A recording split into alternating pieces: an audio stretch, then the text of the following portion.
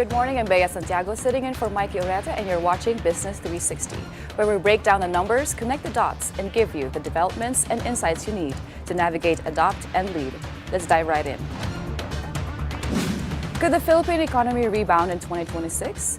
The DOF says it all hinges on the flood control case. Good news on debt, the Philippines is breathing easier and opening space for government spending. Big changes in financial oversight, the lower house just strengthened the bank secrecy law. Government revenue takes a hit, corruption probes leave a dent in the coffers. This holiday season, the BSP is making it safer and easier to send your pamasko. The Philippine economy is poised to rebound in the first quarter of 2026. Finance Secretary Frederick Go says swift action on the multi-billion peso flood control scandal is crucial. The scandal slashed government spending, dragging third quarter of GDP to 4%, the lowest in more than 4 years and below target.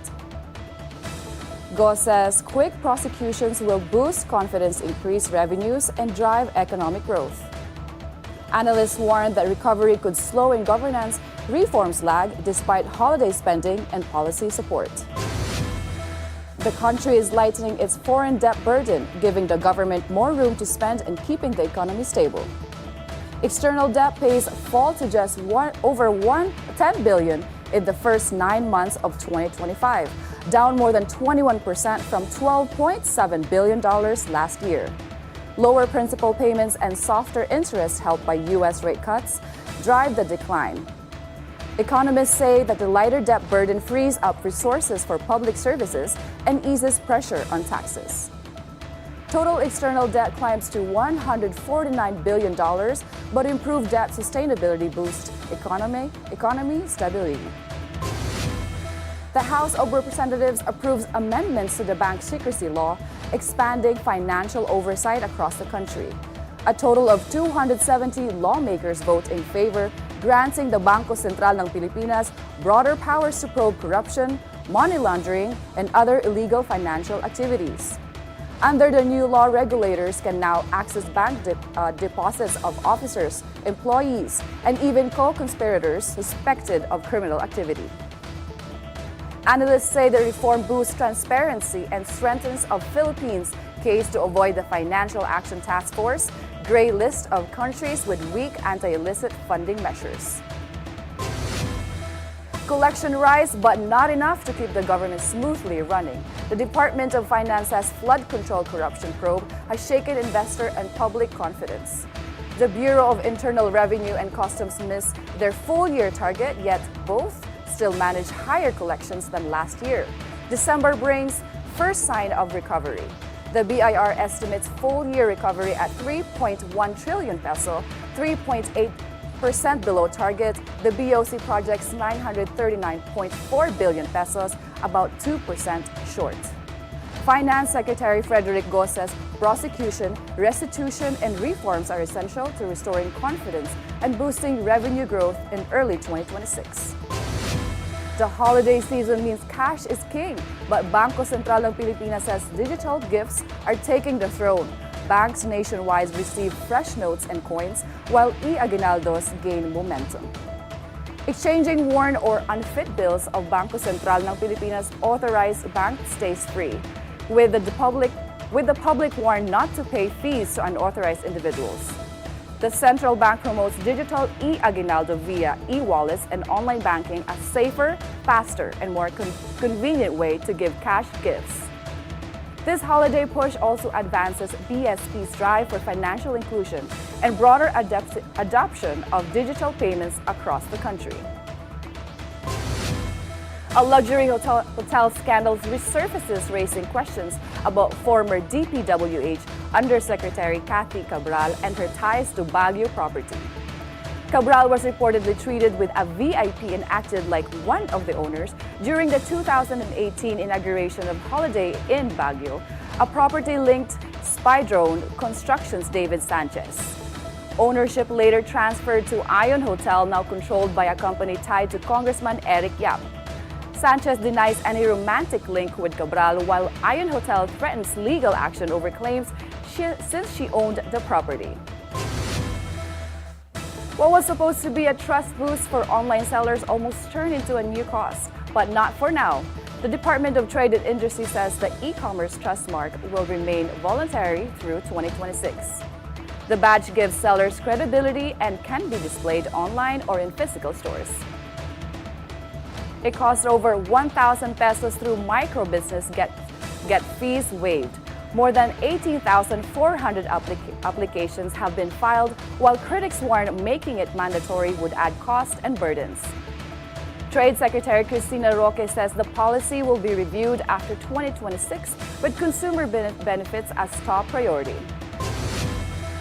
Vietnam is growing so fast it's almost outpacing expectations, and the Philippines wants in.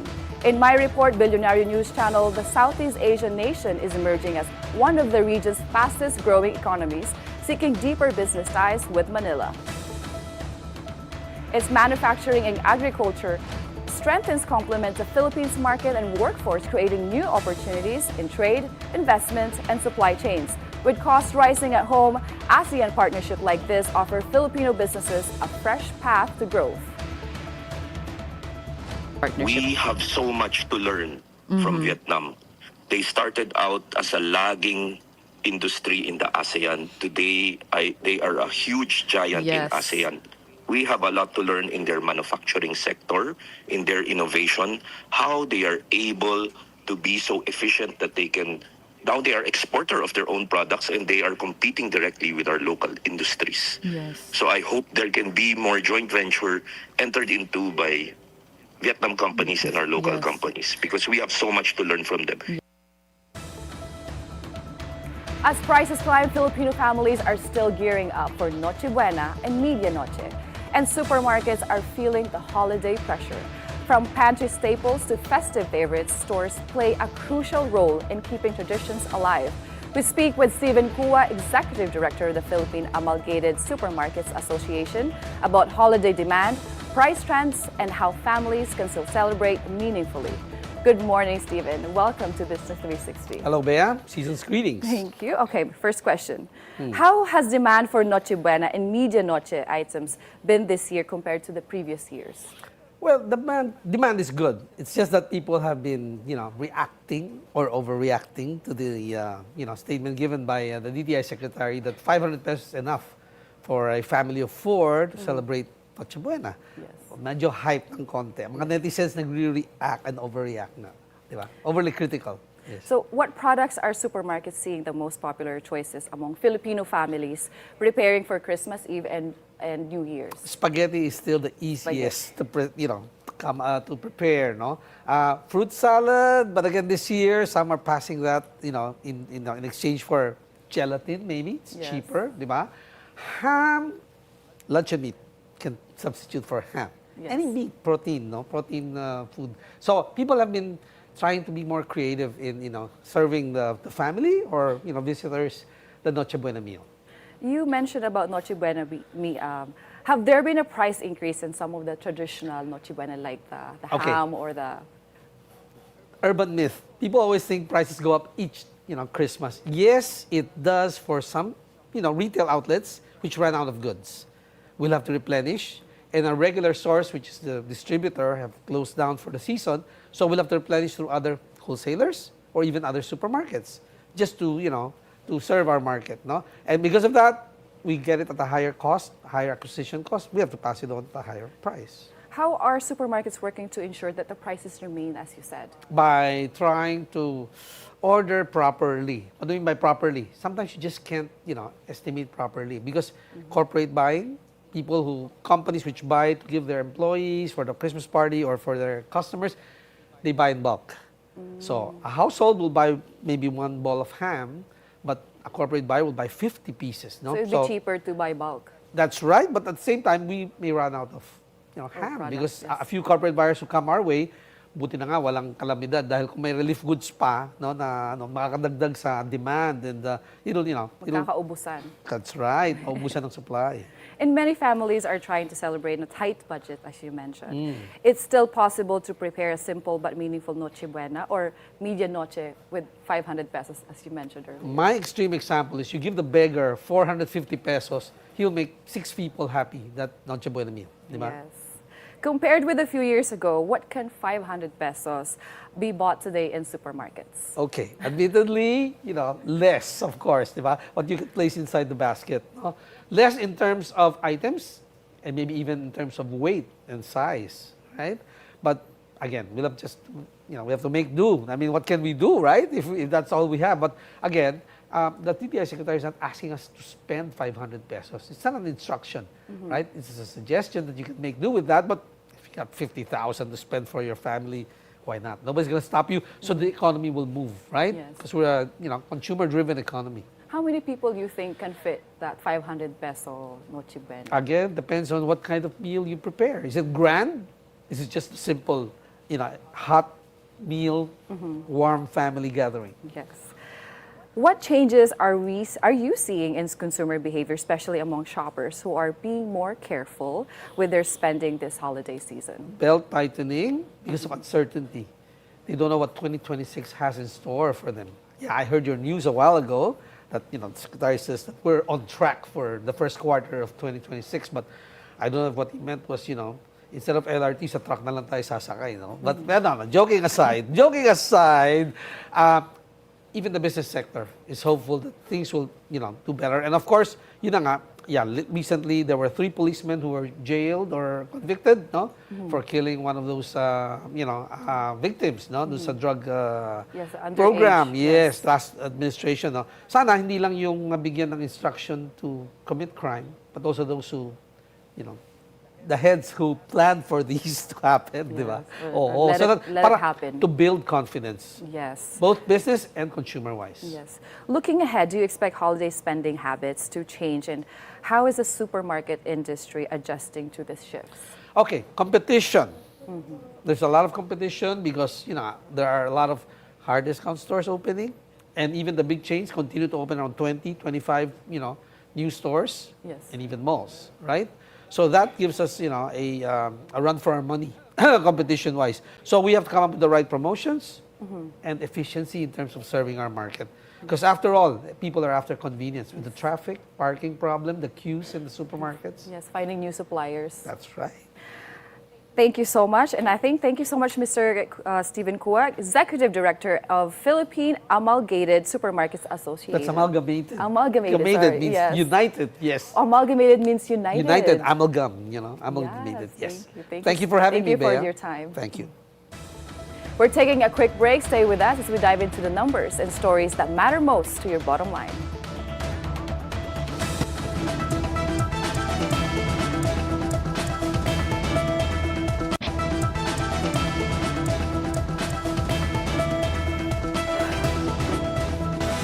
Welcome back. Rockwell Land is expanding southward, buying a 74.8% stake in Alabang Town Center for 21.6 billion pesos, just as retail challengers raise eyebrows across Metro Manila.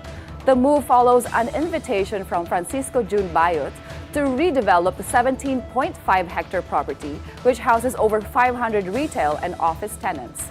This acquisition is part of Rockwell's broader retail expansion with projects in Pampanga, Cebu, and Bacolod. The Philippines is chasing growth, but an unbenchmark suggests its economic engine is still underpowered. The country scored 45.8 out of 100 in the latest Productive Capacities Index, below the world average of 47.3. The index is published by the United Nations Conference on Trade and Development and is based on 2024 data covering 198 economies. It measures an economy's ability to produce goods and services that support growth, development, and assessment plans, 8 categories including human capital, energy, transport, institutions, and structural change. The takeaway is stark for the Philippines. Without faster investments in skills, infrastructures, and institutions growth, risk remaining broad in promise but shallow in power. Megaworld is selling shares, but it's really buying bigger. The company completes a 1.32 billion peso sale of 98 million common shares, and MREIT at 13.50 pesos each. The proceeds will fund MREIT's acquisition of 9 Grade A office buildings in Taguig City worth 16.22 billion pesos, with settlement expected on December 23. Megaworld also sells a 12.41% stake in SunTrust Resort Holdings to raise funds for future projects. The company, with a 1.16% rise in third quarter attributable net income, plans to expand its portfolio to 1 million square meters by GLA by 2027. Manila International Container Terminal moves more than 3 million containers this year. A record volume proving it can be handled peak season pressure without breaking a sweat. CEO Christian Luzano says the milestone highlights MICT's ability to meet rising demands while maintaining service levels. Terminal operator ICTSI says the record was achieved during handling of the container vessel Ever Bliss, carrying cargo for Universal Robina Corporation. MICT is expanding capacity, adding new equipment, and developing its 8th berth to support future growth. PhilWeb Corporation sees the Araneta exit. After decades of control, the family sells its stake, making way for new ownership and leadership. The Araneta sell their 57% stake in Nexora Holdings and Velora Holdings for 1.8 billion peso, marking their full exit from the gaming technology firm. A new board takes the helm with Ernesto Lagdameo III, Jacob Policarpio, and Job Huang elected, and Crisanto Roy Alcid named chairman. The company says these changes are designed to steer PhilWeb forward under the fresh ownership and management. Who says dreams can be bought? The U.S. Powerball jackpot has soared to an estimated 1.6 billion pesos $1.6 billion ahead of Monday night's drawing, making it one of the largest lottery prizes in American history. Saturday's drawing produced no winners, pushing the jackpot even higher. The odds of claiming the grand prize stand at 1 in 292.2 million. Players can take an annuitized payout of $1.6 billion over 29 years of lump sum of $735.03 million before taxes. This jackpot ranks as 4th largest in Powerball history and 5th largest among U.S. lottery jackpots. Let's see how Western markets close and what it means for Asian traders this morning. U.S. stocks jumps Monday, led by tech rebound, kicking off the holiday-shortened week on a high note. Confidence in artificial intelligence and resilient economy and hopes for easier monetary policy outweigh tariff worries. The S&P climbed 17% this year, on track for a 3rd straight annual gain. In Europe, markets slip after Britain's economy grows slowly last quarter. Still, the FTSE 100 eyes its best year since 2009, rising 20.7% on gains in defense and finance stocks. Let's check on how Asian markets are doing this morning. So far, the Nikkei 225, Hang Seng, Kospi, Shanghai Composite, ASX 200, and Straits Times Index are all in the green. Here at home, trading has opened, so let's look at the initial figures. The Philippine Stock Exchange Index is in the red, trading at 60.30. Sub-indices are mixed with advancers and decliners in the deadlock at 63.63. So far, value turnover has reached 1.2 billion pesos. On the currency front, the peso opened at 58.70 against the dollar, up from its previous close of 58.73.